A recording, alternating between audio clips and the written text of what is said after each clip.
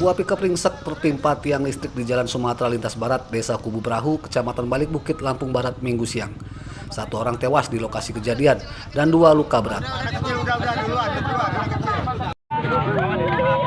Evakuasi para korban yang masih satu keluarga tersebut berlangsung dramatis, sebab 2 korban yang selamat masih anak-anak dan terluka di kepala dan patah kaki.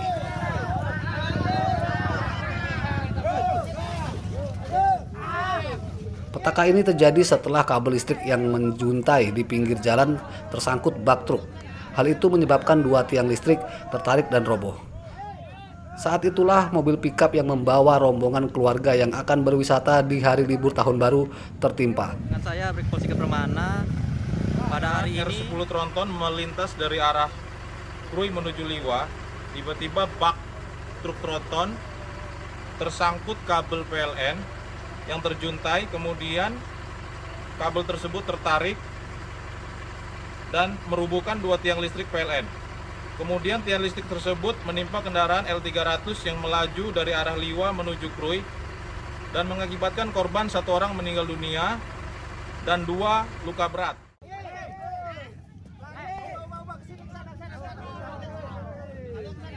Korban meninggal bernama Yunila, 42 tahun, warga desa Kerang, Kecamatan Batubrak, Lampung Barat. Sementara 2 korban luka adalah Letiza Akila Setiawan, 9 tahun, dan Faliza Elena Setiawan, 4 tahun. Para korban dievakuasi ke Rumah Sakit Umum Daerah Alimuddin Umar, Lampung Barat. Rosandi melaporkan dari Lampung Barat.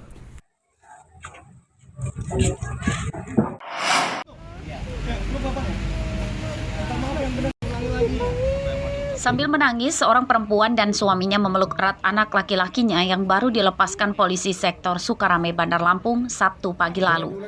Anak lelaki ini ikut menangis sesegukan dan langsung bersimpuh mencium kaki orang tuanya. Sejumlah remaja lain juga menangis dan mencium tangan dan kaki orang tua mereka sebagai bentuk permintaan maaf dan penyesalan. Mereka berjanji tidak mengulangi perbuatannya yang akan tawuran di jalan. 14 remaja ini sebelumnya ditangkap karena hendak tawuran di malam tahun baru. Mereka ditangkap di Jalan Bypass Soekarno-Hatta, Sukarame. Polisi menyita motor serta belasan kayu dan besi yang sudah dimodifikasi, yang diduga akan dipakai sebagai senjata tawuran. Mereka mengaku hendak tawuran dengan kelompok remaja lain setelah menerima tantangan di media sosial.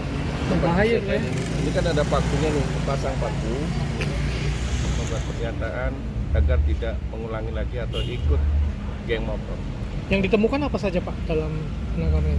Di tempat kejadian pada saat itu saya dapat mengamankan 12 unit sepeda motor berbagai merek.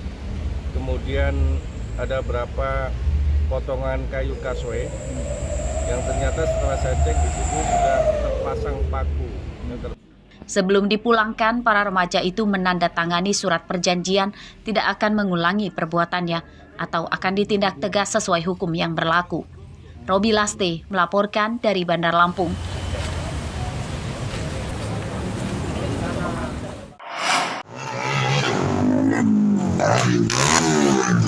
Seorang pemuda pengendara motor yang ugal-ugalan merayakan malam tahun baru di Jalan Etanol, Kampung Tunggal Warga, Kecamatan Banjar Agung, Tulang Bawang, celaka. Ia yang mengendarai motor dengan gaya bebas atau freestyle di jalan raya menabrak mobil yang sedang diparkir di pinggir jalan. Pengendara motor selamat, namun motor dan mobil yang ditabraknya rusak.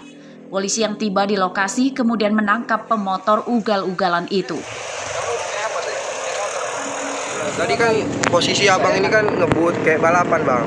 Terus itu mobil saya ini keparkir. Dia ini kayak abang tahu balapan tuh, player itu langsung naik gigi itu ngangkat motornya bang. ya, bagaimana kondisinya? Lecet-lecet bang.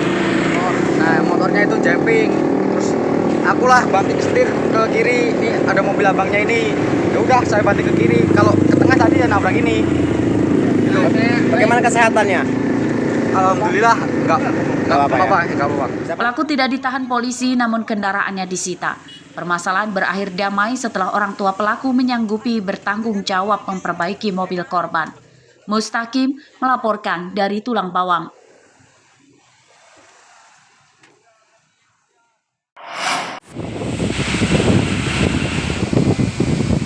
Cuaca buruk masih melanda perairan Selat Sunda, Lampung Selatan. Minggu kemarin, cuaca di pelabuhan penyeberangan Bakauheni sejak pagi hingga siang diguyur hujan ringan. Meski demikian, penyeberangan tetap berjalan normal. Kepala Stasiun Meteorologi Kelas 1 Raden Inten Lampung, Kuku Ribudianto, mengimbau nahkoda kapal Roro berhati-hati dan lebih waspada. Jarak pandang nahkoda terbatas sebab laut berkabut dan hujan. Cuaca buruk di Selat Sunda ini disebabkan fenomena parige atau kondisi bulan berada pada titik terdekat dengan bumi.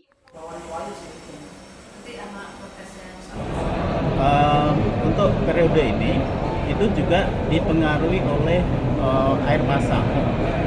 Jadi kebetulan juga di tanggal 26 besok itu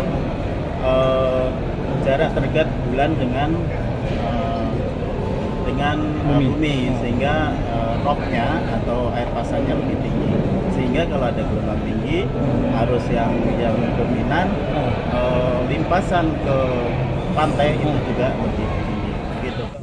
Penyeberangan kapal Roro di Pelabuhan Bakauheni, Lampung Selatan sempat dihentikan lagi pada Sabtu sore mulai pukul 17 waktu Indonesia Barat karena cuaca buruk di Selat Sunda.